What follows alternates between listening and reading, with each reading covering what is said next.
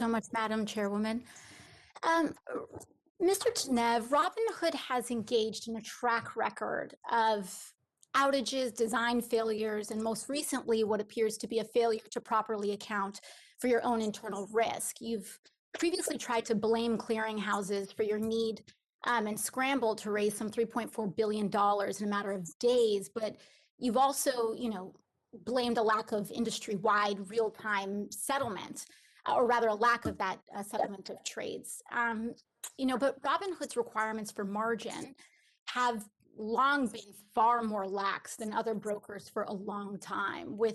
In December, just a couple months ago, you bragged about having some of the most competitive rates in the industry. And this is evidenced by your recent decision to raise those requirements. When Robinhood prohibited its customers from purchasing additional shares of several stocks, other brokerages merely adjusted the margin requirements on these stocks. So, Mr. Tenev, given Robinhood's track record, isn't it possible that the issue is not clearinghouses, but the fact that you simply didn't manage your own book, or failed to appropriately manage your own margin rules, or failed to manage your own internal risks? Thank you for this question, Congresswoman.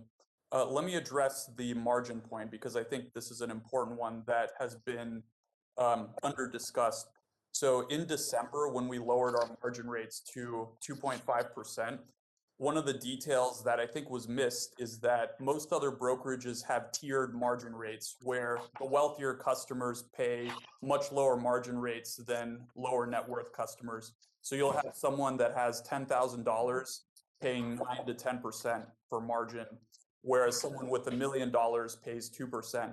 So our approach was give everyone a uniform rate so that wealthier customers are not advantaged with lower rates than lower income customers. And I think that's a unique approach in our industry and is representative. Thank you. I have to apologize. I have to reclaim my time for questioning. As many of my colleagues have also pointed out, Robinhood generates much of its revenue from the payment for order flow arrangements with market makers like Citadel, as well as Two Sigma and Virtue. And in 2016, the SEC highlighted ways that the payment for order flow created a, quote, potential conflict of interest with a broker's duty of best execution. And then one of the ideas that the commission floated in 2016 for addressing these conflicts of interest was to require that brokers pass on the proceeds of a payment for order flow. Now, earlier, one of my colleagues, Representative San Nicolas, said that Robinhood owes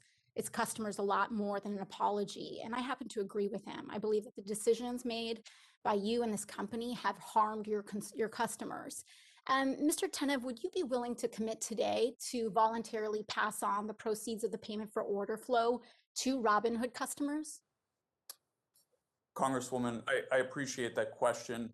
When the statement you referred to was made, I believe 2015 or 2016, it was before Robinhood forced the entire industry to drop commissions and replicate our business model, which made payment. So is that I should take that as a no, you're not willing to pass on the proceeds of payment for order flow to your customers?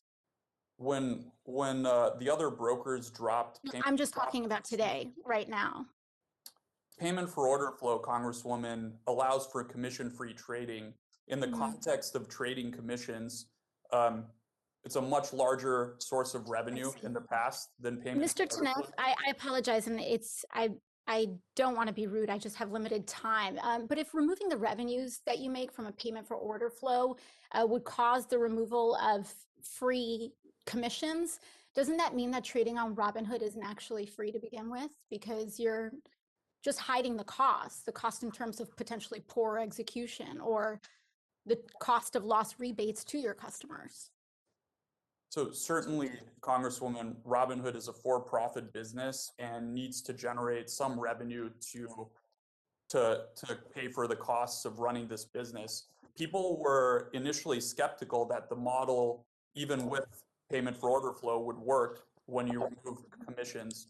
And I think we've proven that otherwise by making this the standard model by which brokerages operate now. I see. Okay, Mr. Tenet, I have to move on very quickly. I have a timeline question here for Mr. Plotkin. I see that earlier your testimony today was that hello.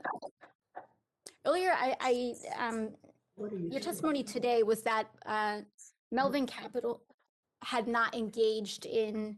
Oh, sorry, Madam Chairwoman. I'm sorry. I think you're not muted. Sorry about that. Mr. Plotkin, earlier today, you mentioned that Melvin Capital had not engaged in a naked short of GameStop, and Melvin closed out its position on GME on the 28th, correct? I'm sorry, the gentle lady's time has expired, but we have to go to Mr. Auchincloss for 5 minutes.